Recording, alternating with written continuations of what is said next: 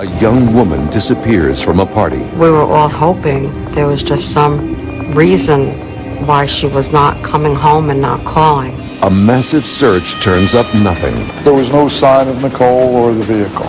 It appears that she just up and vanished. But can an outside source see clues that no one else can? She immediately started to give me the kind of information that I needed to help her.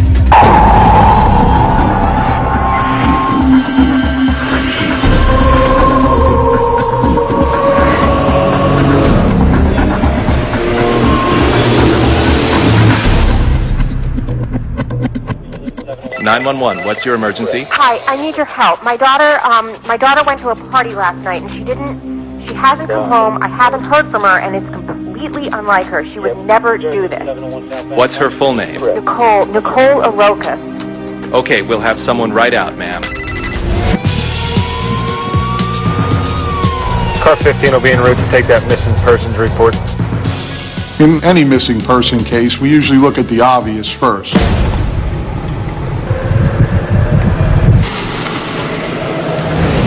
When the responding officer arrived at Nicole's home, the first thing he asked was if she had a vehicle and whether the vehicle was at home. Okay, what happened with Nicole? She left last night around 5 o'clock. She supposedly was going to a party. Once it was determined that her vehicle wasn't at the residence, we immediately contacted towing companies in the area to see if her car was towed, if she had broken down along the roadway somewhere. Yes, we're looking for a missing person that we had. We also checked with local hospitals and the local morgue to determine if she had been found or got hurt in a motor vehicle accident. No one, huh? Okay. But there is no sign of Nicole anywhere. Still, police know there could be a less worrisome explanation for the 22-year-old's disappearance. We hope to find the missing person at a friend's house or, just overslept, had too much to drink, couldn't drive home. So they felt it better to spend the night somewhere, and, we just haven't gotten around to calling their parents yet.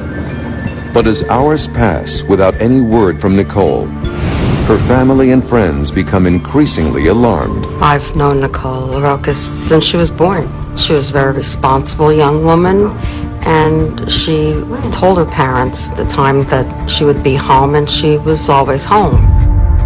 With the clock ticking, police decide to go back to the place where Nicole was last seen. In Nicole's case, it was at a scene of a party. All of Nicole's friends were telling us that she was at the party. She was not depressed. She appeared to be having a very good time at the party, dancing with a couple of her acquaintances, and left the party in good spirits. Investigators search the home for any possible leads. Inside the party house was the normal thing you would expect to find. There was ashtrays full with cigarette butts, beer cans, and beer bottles spilled throughout the house. Get out of here. But no sign of Nicole. They continue their search for clues outside. Behind the house was railroad tracks, which is a party place for most of the local kids. We also checked for any evidence of a crime that may have occurred there. There was no sign of Nicole and no sign that foul play had occurred. As a last-ditch effort, police trace Nicole's likely route home from the party. We searched the local wooded areas or embankment areas in case her vehicle was driven off of the road, or if it had broken down, or if she had to stop for some unknown reason. You see anything over that way? Nothing clear. There was no sign of Nicole or the vehicle. It appears that she just up and vanished.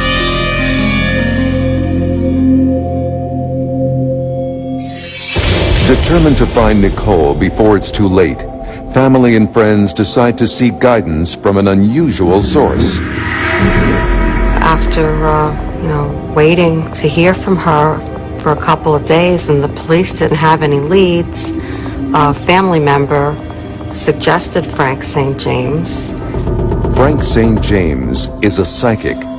For 30 years, he's helped police solve some of their toughest cases. I've never worked with a psychic before. It was not something that you do ordinarily, but I was willing to do anything at that point. Hi. Hi, I'm Diane. Diane? This is good because I can see her eyes, I can get vibrations off of it. When I touch a missing person's object, I actually get a feeling of their life coming through me. I feel their emotions, I see what they're seeing, I feel what they're experiencing. It's almost like sometimes I feel like I'm becoming them.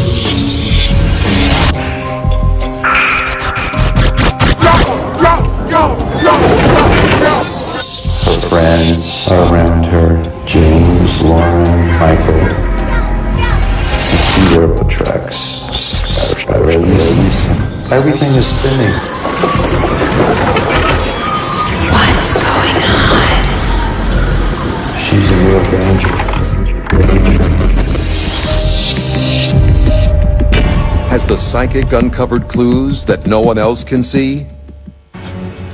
Immediately when I touched Nicole's possessions and looked at the picture, I started to get a feeling from her. I started to feel things that she was going through at the party. I'm at the party again. Everything is spinning.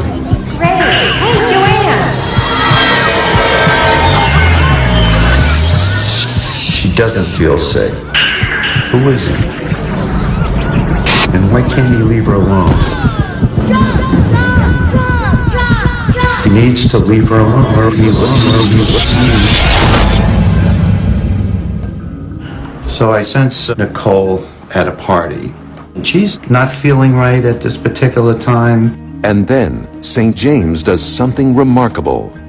I pick up a Joanne. I pick up Rick. Looks like he's got dark hair. Well, when Frank St. James started to describe the house and actually naming names of people that Nicole was with that evening, I thought, well, we're on to the real thing, that we're going to find her. I also sense a very negative presence there. And she's sensing that this person doesn't have the greatest intentions. I couldn't actually see him, but I can feel something going on with him that was negative towards Nicole. Macaluso tells police about the mysterious man in the psychic's vision. Captain Gavrin, can I help you? Hi, this is Diane Macaluso. Diane had called and told us that she had met with Frank St. James, a psychic, and that he had done a reading for her, and that he had felt there was some negative energy around one of the individuals, a male who was at the party. Write this down. As in most investigations, when someone says that they're a psychic and they can give you information, at first the police always are a little skeptical as to what the motives are. However, you never know what information a psychic may have. With the clock ticking, the detective follows the psychic's lead. Okay, thanks. When we first talked to Nicole's friends who were at the party, none of them had mentioned any male who was out of place or who would be of any threat to Nicole. But just to make sure, they bring the friends in and re-interview them in a formal police setting. And finally, their persistence pays off. At first they were saying everything was fine. As we pressed on, we had one of Nicole's friends reveal to us that one of Nicole's ex-boyfriends was at the party and that they appeared to be having a heated discussion at the party. Investigators wonder if the heated discussion could have turned into something far more sinister. I was becoming concerned now that something very seriously had occurred. At this point, it was very important in our investigation to go and contact the ex-boyfriend. When we heard that the police were looking into the ex-boyfriend of Nicole, we thought, this is great. This is the lead that Frank was speaking of when he was speaking of the mysterious man. We weren't sure what we were going to find. It could have been that the two of them got back together and were staying at his place and Nicole was happy and safe there. Or it could have been that he abducted Nicole and he was holding her there against her will. Is Nicole hiding out with her ex-boyfriend? Or has she fallen victim to him?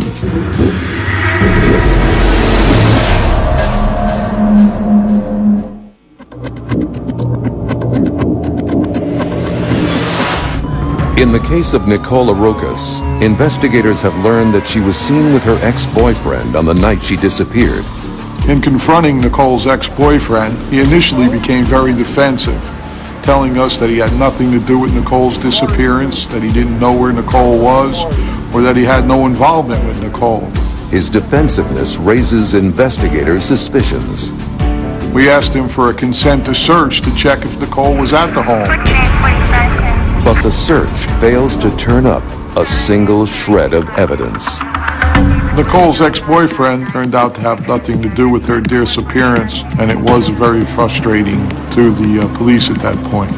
No one knew Nicole's location. The case is back to square one. Nicole's mom and dad were very upset, very frustrated because they thought that this would be the lead to find their daughter.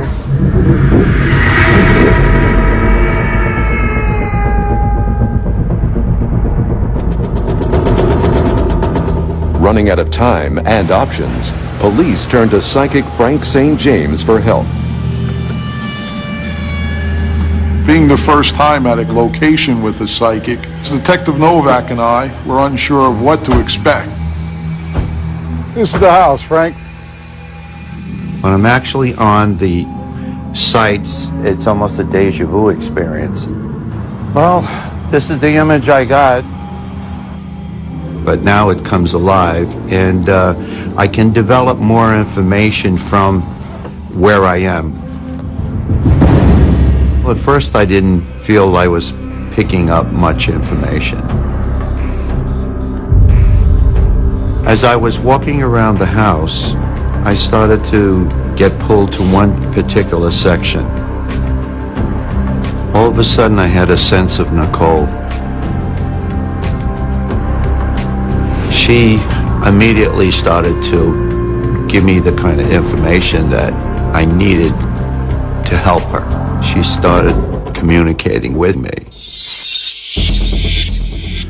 Nicole. My heart, I feel a flutter. I'm scared, it aches me. Where are you? I see a red car. Where are you? As I was visually going through the party and experiencing what Nicole was experiencing, for some unknown reason, I saw a red car and a black car. At that point, I really didn't know what to make of it. Are there railroad tracks nearby? There's railroad tracks right behind the house here. Standing in the backyard, the psychic tries to connect with the missing woman once again. Nicole, I want you to show me where you are. He took me here. Where are you? I see the black car. She's all alone.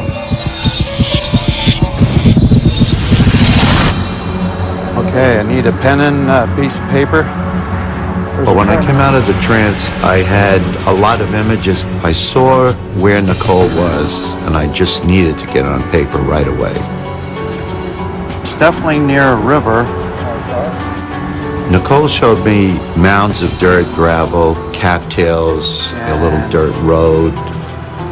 It's like punks and cattails and a variety of... She showed me a bridge. On the other side, she showed me a car. One of the wheels kind of submerged a bit. You recognize that place? There were areas that I recognized as being areas within our town. This looks like the Raritan River. The waterfront area has cattails, high weeds, and we do border along the Staten Island waterway in the Raritan Bed.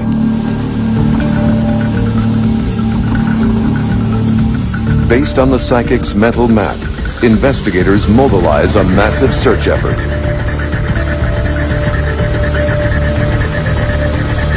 They headed to an area known to us along the Raritan River that could fit the description that Frank had drawn in his sketch. As we continued to drive along, all of a sudden Frank said to stop the vehicle. I felt Nicole actually very strong at that particular spot, and the images that I had drawn seemed to come to life. There was railroad tracks and a bridge. And there in the weeds is a black car. It belongs to Nicole Arokis. The psychic was right.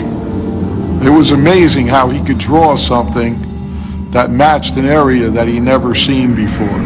I was stunned. But they're in for an even bigger shock as they approach the vehicle. Inside is the body of Nicole Arokis. She is dead. There didn't appear to be any signs of trauma or blood inside the vehicle. Not knowing how Nicole had died, we wanted to preserve any evidence that could be found there. Detectives hope the medical examiner will be able to provide more answers. Based on the toxicology report, the cause of death would be acute morphine toxicity. Common with a heroin overdose? Correct. He informed me that Nicole had died of a heart attack from a drug overdose. Frank St. James said he felt the flutter of her heart. I don't know how he knew that. At first, Nicole's death was thought to be a suicide, but something just didn't seem right to us. When searching the vehicle, we found no drug paraphernalia. There was no syringes. They know there's more to the story. It seemed like someone else may have driven Nicole to that location. But who?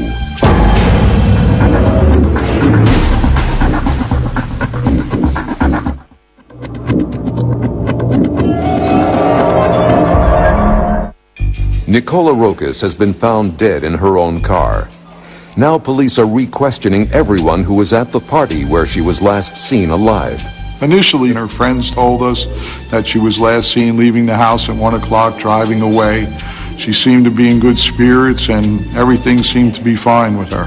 However, as we pressed on in our interrogation of them, we learned that Nicole had left the party house with 2 or 3 other individuals. One of those individuals is 22-year-old Michael Reed. And when investigators press witnesses further, they crack. The real story of what happened that night finally emerges. Michael Reed and Nicole had left the party that evening with 2 other friends.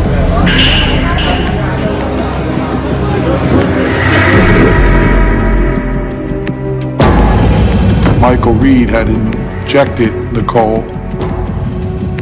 Nicole died from that injection. They panicked and drove her to the sandpit area where they left her. They fled the scene in Michael Reed's red car. Nicole willingly took the drugs. However, they were purchased and injected by someone else. Under New Jersey law, if you give someone drugs or inject them with drugs and they die, that becomes a felony under New Jersey law. When we found out that Michael Reed was involved and that he was the one driving the red car, then we realized that that was the mysterious man and the negative energy that Frank had seen around Nicole. Reed is arrested and convicted of buying, possessing, and administering narcotics to Nicole Arokis, resulting in her death. I was very impressed by Frank St. James with his accuracy to details and finding the cause. The family was very appreciative to Frank St. James for finding their daughter so that they could have some type of closure and that Nicole could be given a proper burial. In this case, the detectives were very thorough, as they usually are, and I was glad that I could supply some of the information to them. I was skeptical at first, and I'm still not sure how they do what they do, but I certainly would have to say that I would work with them again in the future. I believe that Mr. St. James does in fact possess a special power. And it's one that I certainly would like to have in my job.